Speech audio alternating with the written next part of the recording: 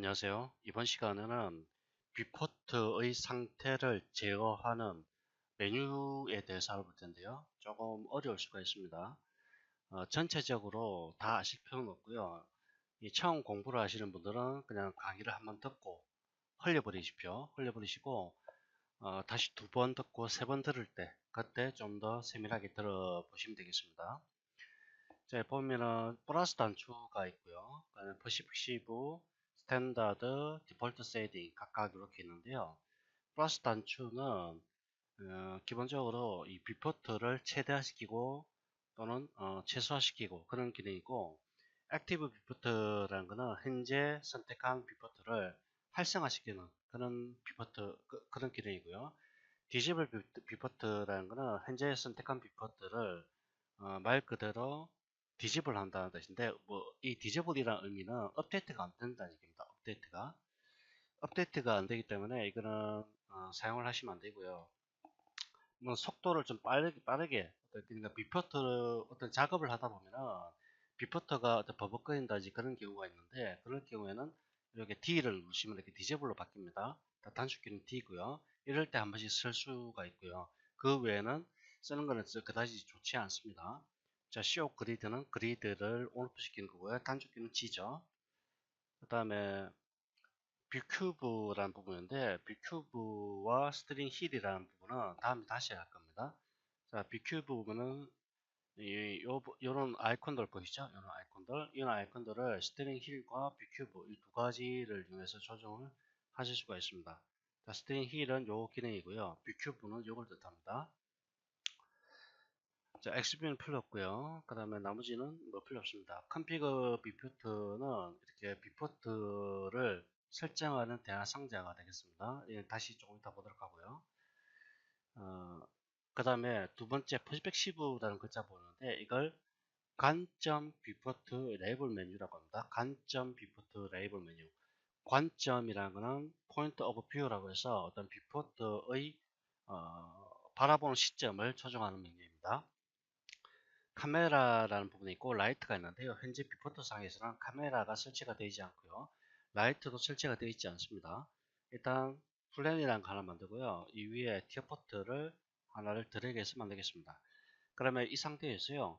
화면을 이렇게 힐 버튼과 Alt와 마우스 힐 버튼 누른 상태에서 적절하게 그냥 조정합니다. 내가 보고자 하는 위치를 이렇게 조정하는 거죠. 자, 조정이 끝났다. 그럴 경우에는 컨트롤 C를 누르세요. 컨트롤 C. 컨트롤 C를 누르면 이렇게 카메라가 설치가 되는데요. 이 카메라는 파지카 카메라라는 기능입니다. 파지카 카메라는 실제 우리가 그러니까 실제 물리적인 카메라와 거의 유사한 카메라 종류가 되겠는데요.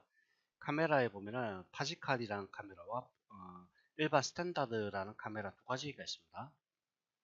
타겟과 풀이 이 두 가지가 스탠다드 카메라고요.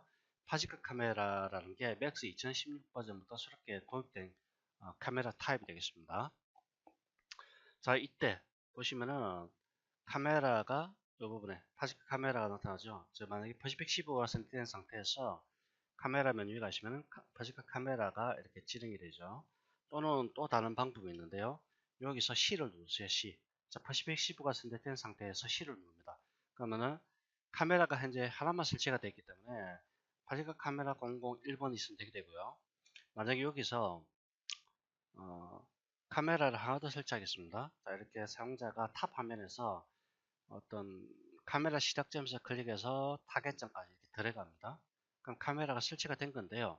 이 상태에서 다시 C를 누르면은 카메라가 1번 다시 C 누르면 카메라 2번으로 바뀌게 됩니다. 자, 이거 라이트가 있는데요. 라이트는 현재 설치된 라이트가 없죠.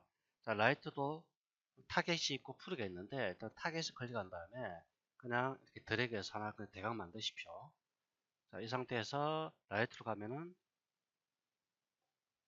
잠깐 잘못됐네요. 자, 이게 스탠다드로 바꾸겠습니다. 타겟 스팟이라는 걸 이렇게 하나를 만들겠습니다. 그 다음에 조명의 위치가 평면이기 때문에 이걸 시작점을 클릭한 다음에 위로 드래그해서 올리죠.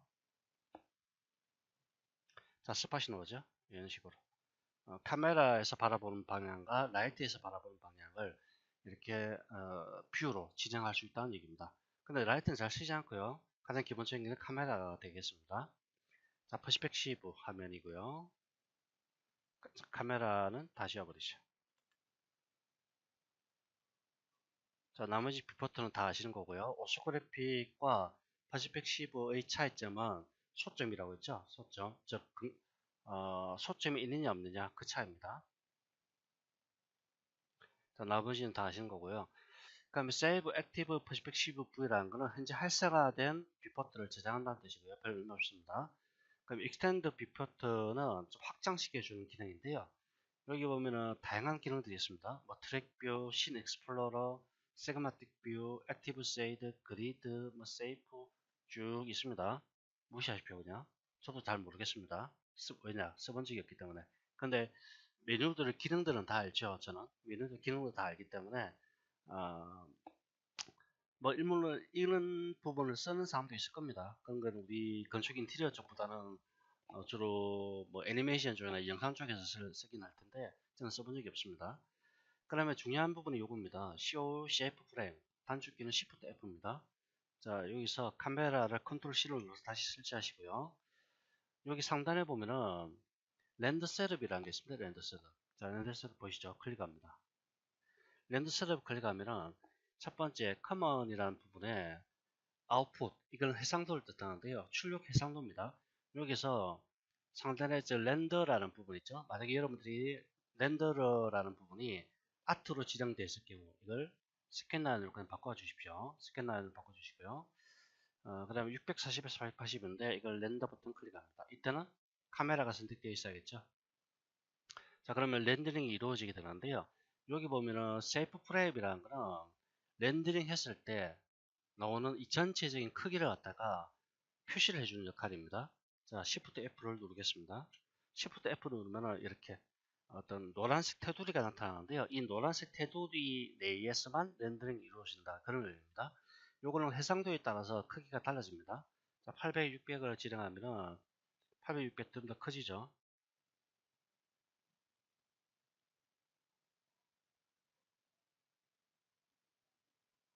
이게 반영이 안 되죠, 이게.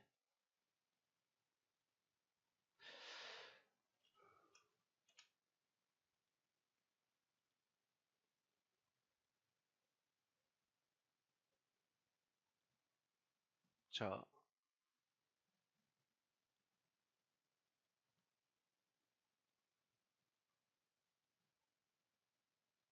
아니죠. 제가 지금 착각하고 있었는데요.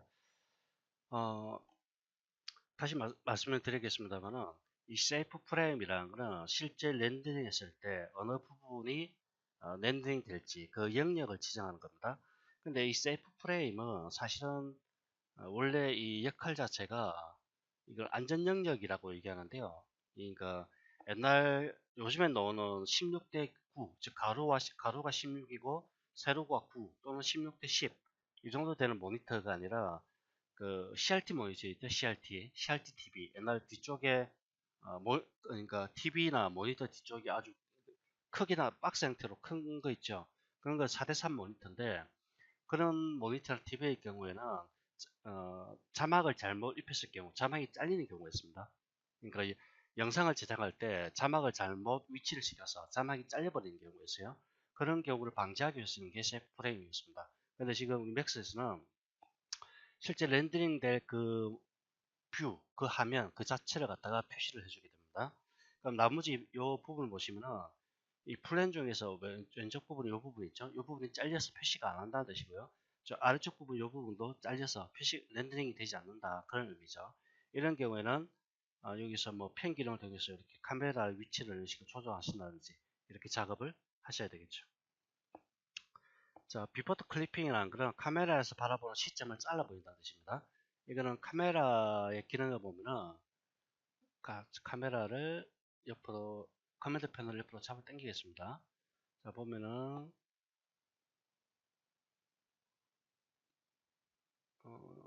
이게 어디 갔나요? 저희는 미슬런스라는 그 밖에 이라는 기능이 있는데 클리핑이라고 있죠. 클리핑. 이 클리핑이라는 게 어떤 특정한 부분을 잘라버릴 때 쓰는 기능입니다.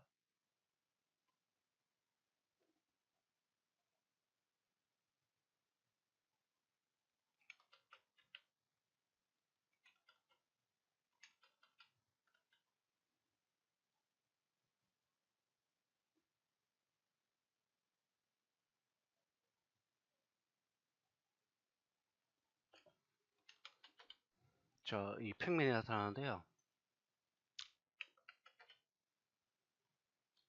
자, 여기에서 가까운 지점에서 먼 지점 두 가지가 있습니다. 가까운 지점에서 시작해서 먼 지점 요 사이에 있는 부분만 렌딩 되겠다 그 뜻입니다. 자, 이걸 보다시피 이런 식으로 잘라버리는 기능입니다. 자, 이렇게 하면 잘려진 부분은 렌더링 했을 때 안 나타나죠. 이렇게 잘려버리는 거죠. 뒤쪽이 지금 잘렸죠.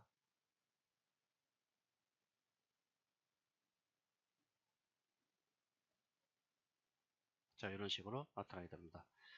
이걸 클리핑이라는 기능 자체가 바로 비포트 클리핑이라는 거는 카메라에 설정한 비포트 클리핑 기능을 쓴다 그 뜻이고요. 자, 슬리드 카메라는 카메라 선택한다. 카메라를 선택한다 뜻이고요. 그 다음에 슬리드 카메라 타겟이라고 있는데 타겟은 요 카메라의 요 부분을 뜻합니다. 이걸 타겟이라고 얘기합니다.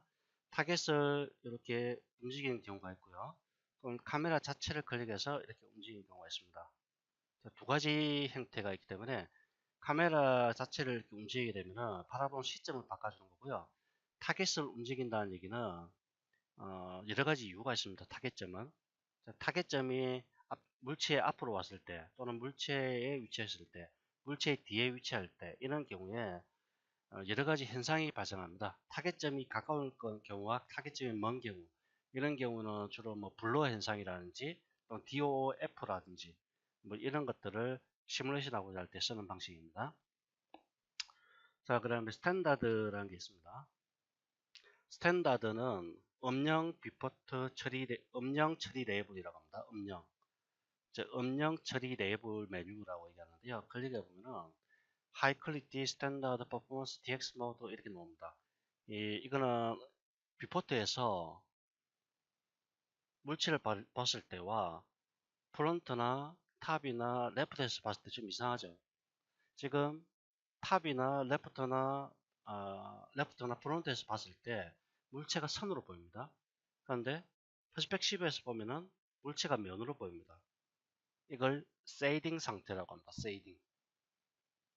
SHADING. 세이딩 상태라고 얘기하는데 이 세이딩 상태를 어떤 식으로 표현할지 그걸 여기서 지정하는 겁니다. 하이 퀄리티는 아주 고품질이죠. 고품질인데 단지 속도가 느려지게 됩니다. 즉 비포트에 오브젝트가 많을 경우에 속도가 느려지기 때문에 가급적이면은 하이 퀄리티는 잘 쓰지 않고요. 그리고 하이 퀄리티 쓸 경우 이렇게 그림자가 표시가 되게 됩니다. 스탠다드는 표준이라는 의미고요. 그 다음에 퍼포먼스는 성능이라는 뜻인데 오브젝트에 적용된 어떤 맵이라든지 색상을 무시하고요. 단색으로 이렇게 표시를 해줍니다. 그럼 여러분들은 여기서 결정하셔야 되는데 일반적으로 모델링을 하거나 재질을 입혔을 경우에는 스탠다드 상태에서 작업을 하시고요. 작업이 모두 완료되었다. 그럼 두 가지 경우가 있습니다. 자, 그럼 키보드 F3번을 누릅니다. F3번. F3번을 누르면은 와이어프레임이라는 상태로 바뀝니다. 와이어프레임. 다시 F3번을 누릅니다. 이걸 세이드 상태로 바꿉니다. 즉 키보드 F3번은 와이어프레임과 세이딩 상태로 바꿔주는 단축키가 되겠는데요. 와이어프레임은 물체를 바라볼 때 면으로 보는 게 아니라 선으로 보는 겁니다. 아시겠죠? 자, 옛날에는 제가 처음 강의 시작할 때는 뭐 모델링 방식, 그러니까 모델링 종류라 할까요? 그걸 설명을 드렸는데 지금은 굳이 뭐 그런 것까지는 설명을 안 드렸는데 모델링 방식의 종류라고 할까요? 모델링 방식의 종류라고 있는데 뭐 첫 번째는 와이어프레임이라고 있습니다. 와이어프레임 모델링. 그 다음에 두 번째는 스페이스 모델링, 세 번째는 솔리드 모델링 이렇게 나오는데요. 요거는 와이어 프레임이라는 걸 와이어라는 거는 선이죠, 선. 즉 철사죠, 철사. 즉 물체를 볼 때 물체를 단순한 선으로만 표시하는 건가? 선으로만 표시해 주는 방식입니다. 자, 스페이스와 솔리드는 둘 다 면으로 표시해 줍니다. 면으로 표시를 해주는데, 즉 면으로 표시해 준다는 얘기는 쉐이딩이라는 얘기입니다. 쉐이딩. 오브젝트가 갖고 있는 어떤 질감 자체, 느낌 자체를 그대로 표시를 해준다 해서 쉐이딩 상태라고 얘기하는데, 스페이스와 솔리드의 차이는 두께가 있느냐 없느냐입니다. 두께의 존재 여부입니다. 존재 여부.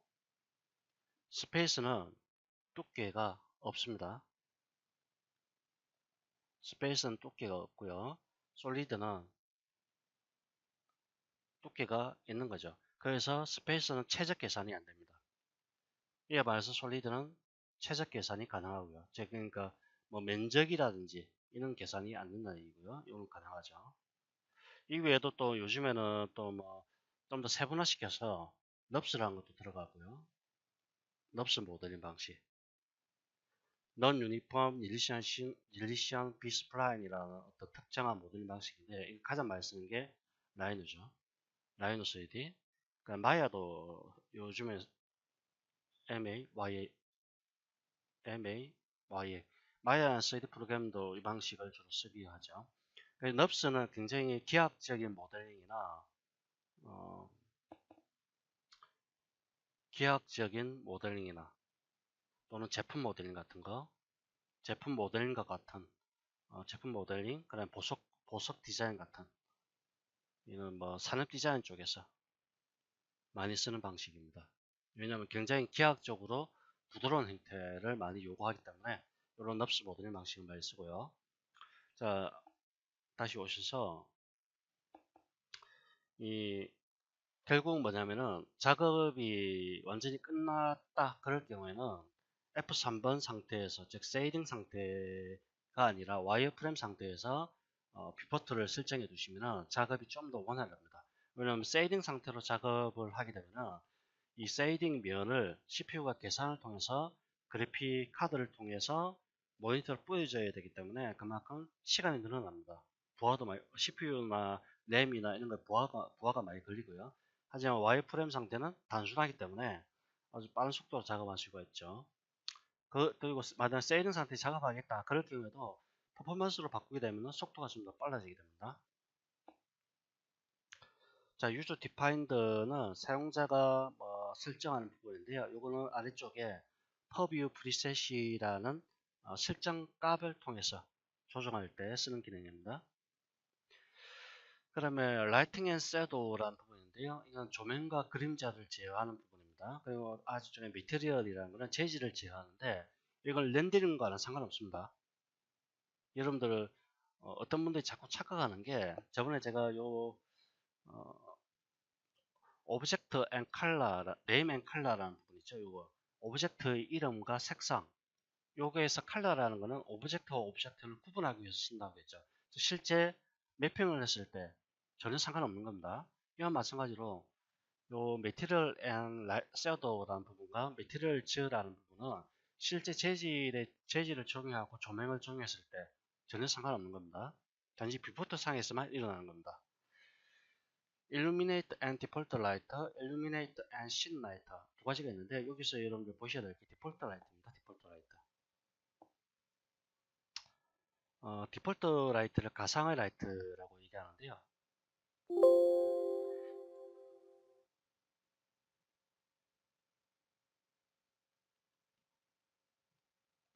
이거는 기본 라이트라고 하는데 이거는 맥스 버전 초기 버전부터 계속적으로 있던 개념입니다. 이건 가상의 라이트입니다. 가상의 라이트. 이 디폴트 라이트는 두 가지 옵션이 있는데요. 원 라이트가 있고요. 투 라이트가 있습니다. 즉 라이트를 한 개 배치하느냐 두 개 배치하느냐인데 이게 존재하는 이유는요. 비포트에 있는 비포트에 존재하는 오브젝트를 보기 위해서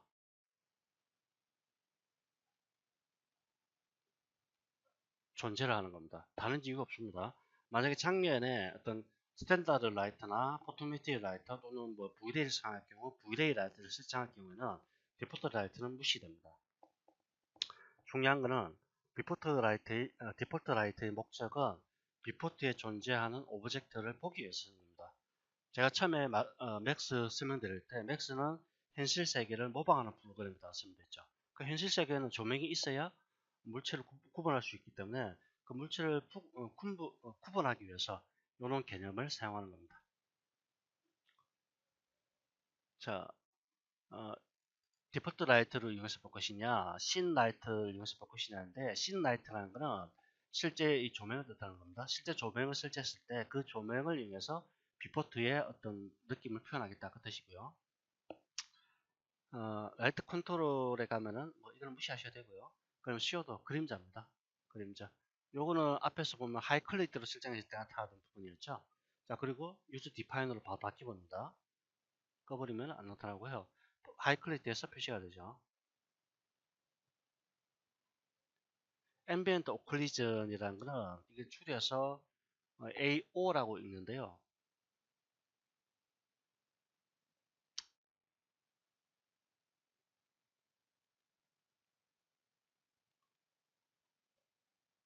OCULLUSION인가요? 단어가 기억이 안 나네요. OCCLU네요. OCCLUSION.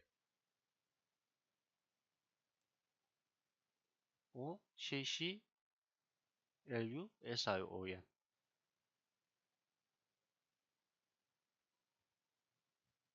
앰비언트 O라고 읽어도 되고요. O라고 해도 됩니다. 오클리전이라고 합니다. 오클리전. 이걸 우리말로 하면 주변 표색이라고 얘기하는데요. 주변 표색. 좀 어려운 말이죠. 주변 표색. 요거는 오브젝트의 엣지 부분을 좀 도드라지게 만들어주는 기능입니다. 이 물체의 엣지 부분을 약간 도드라지게, 약간 강하게, 엣지 부분만 좀 강하게, 약간 그렇게 표시를 해주는 기능이 앰비언트 오클리전 기능입니다. 이거는 주로 실내 투시도 작업할 때 주로 많이 쓰는 방식이고요. 실내 투시도 할 때 조명이 약하면요, 모서리 쪽, 그러니까 벽체, 여러분들 천장이 있고 벽이 있고 바닥이 있을 때 천장 쪽에 천장이 접하고 있는 벽체 부분은 빛이 충분하게 닿지 않기 때문에 약간 흐리멍텅하게 마치 블루가 적용된 것처럼 표시가 되는데, 그럴 경우에 앰비언트 오클루전 적용하면 약간 검게, 좀 뭐 처음보다는 약간 진하게 그렇게 표시가 됩니다. 그럴 경우 모서리를 좀 더 도드라지게 표시가 되는 거죠. 그런 개념입니다. 자, 이거 무시하셔도 되고요. 자, 매트리얼에서 이너블 트랜스파런시라고 되어 있는데요. 이건 트랜스파런시는 투명도입니다. 투명도. 즉, 투명한 물체의 재질감을 적용했을 때 그렇게 표현하겠다 그 뜻이죠. 즉, 이런 개념입니다. 자, 매트리얼 8라고 되어 있는데요. 여기서 오파시티 값을 낮추면은 아까 이렇게 보시다시피 투명하게 표시가 되는 거죠. 이런 식으로. 꺼버리면 그냥 불투명하게 표시가 되어버리죠. 자, 나머지는 볼 필요 없고요. 그 다음에 뷰포트 글로벌 세팅이라는 부분은 앞서 잠깐 나왔던 요거죠. 컨피그 뷰포트 같은 겁니다. 뷰포트 글로벌 세팅. 자, 여기서 보셔야 될 부분은 너무 양이 많기 때문에 이걸 다 설명드릴 수는 없습니다. 이걸 다 설명드리자면은 아마 지금 강의를 한 수십 번을 해야 될 겁니다. 자, 요 부분인데요. improve quality progressively 되는데, 이거는 뭔가를 퀄리티를 향상시켜주는 옵션이다라고 되어 있죠. Before to Image and Texture Display Resolution이라고 되어 있는데 Before에 적용된 오브젝트의 텍스처, 즉 이미지를 뜻하는 겁니다. 맵을 뜻하는 건데 맵의 해상도를 결정한다 그 뜻입니다.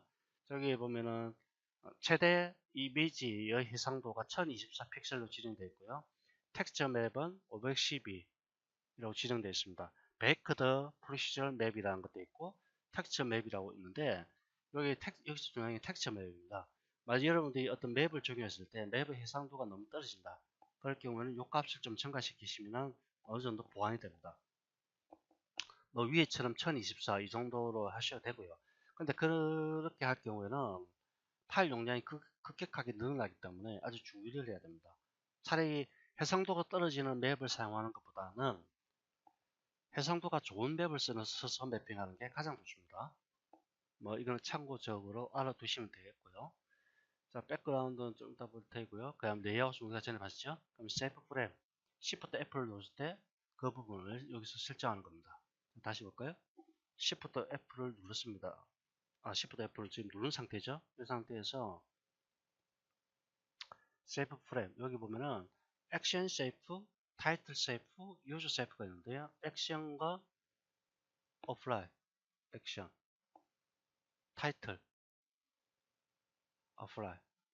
자, 여기 보면은 액션이라는 거는 이 전체 노란색 테두리 중에서 가장 안전한 능력이라는 뜻이고요. 타이틀이라는 뜻은 이 부분, 이 초록색과, 아니 파란색이죠. 파란색과 요 약간 짙은 노란색 사이에 자막이 들어간다는 뜻입니다. 이 사이에 자막을 넣어야 좀 더 안전하다. 그런 의미입니다. 이거는 뭐 영상 작업할 때 필요한 거고요. 자, 그러면 리전이라고 있는데 이거는 영역입니다. 영역. 이거는 블로업 리전, 서브 리전이라고 되어 있는데 렌더링 했을 때요. 여기서 보면은 어, 렌더 프로텍션이라고 있죠. 이 버튼을 클릭했을 때 뭔가 사각형 상자가 이렇게 나타납니다. 사각형 상자가 쭉 나타나는데 그걸 버킷이라고 합니다. 그 버킷의 크기를 지정하는 부분인데요. 이 크기에 따라서 이 버킷의 크기에 따라서 해상도가 좀 달라집니다. 이거는 작으면 작을수록 좀 더 정밀해지고요. 그 대신 렌더 시간은 좀 더 늘어나고요. 커지면 커질수록 해상도는 떨어집니다. 그와 봐서 렌더 시간은 줄어들죠. 현재 뭐 이거는 사실 지금 스캔라인 렌더를 쓰기 때문에 이건 별 의미도 없습니다. 다음에 여러분들 브이레이나 멘탈레이 그리고 뭐 아트렌더러 기타 등등의 렌더를 이용할 경우 이 버킷 사이즈가 굉장히 중요합니다. 그럼 스태틱스라는 거는 현재 오브젝트의 여러 가지 정보들을 보는 겁니다. 지금 보면은 폴리곤 카운터, 그다음에 버텍스 카운터, 프레임 퍼 세컨드라고 세 가지가 체크되어 있는데요. 아래쪽에 CO 체크하시고 어플라이 누르십시오. 자, 그럼 이렇게 현재 오브젝트의 폴리곤 수와 버텍스 수가 표시가 됩니다. 엣지 카운터, 트라이앵글 카운터 나타나죠. 요거는 일반 사용자는 사실 처음 공부하시는 분은 별로 의미를 잘 모를 텐데요. 이거는 중고급으로 갈수록 중요한 부분입니다. 내가 작업한 파일이 어느 정도의 버텍스의 수와 어느 정도의 엣지 수, 어느 정도의 폴리곤 수를 가지고 있을 때 작업 시간이 얼마나 되고 렌더링 시간이 얼마나 되고 이런 것들이 결정이 됩니다. 기본적으로 결정이 많이 되는데 그런 것들을 이렇게 일일이 보면서 작업을 하는 게 좋습니다. 즉 전문 고급 인력으로 가면 갈수록 이걸 제어를 해야 됩니다. 이렇게 즉 버텍스 수를 줄여야 되고요. 폴리곤 수를 줄여야 됩니다. 단 조건이 있습니다. 퀄리티는 유지가 돼야 됩니다. 퀄리티는 유지가 되는 상태에서 버텍스 수와 엣지 수와 폴리곤 수를 줄여서 렌더 시간을 줄여가야 되는 거죠. 그게 고급으로 가는 가장 최고급자가 가장 중점적으로 두는 방법입니다. 자, 체크 없애겠습니다. 화면 사기에 있으면 귀찮으니까요. 자, 뷰커브를 설정하는 부분, 스트링 키를 설정하는 부분인데 이건 다음에 두 가지는 다음에 보도록 하고요. 자, 30분인데요. 이번 시간까지 하겠습니다.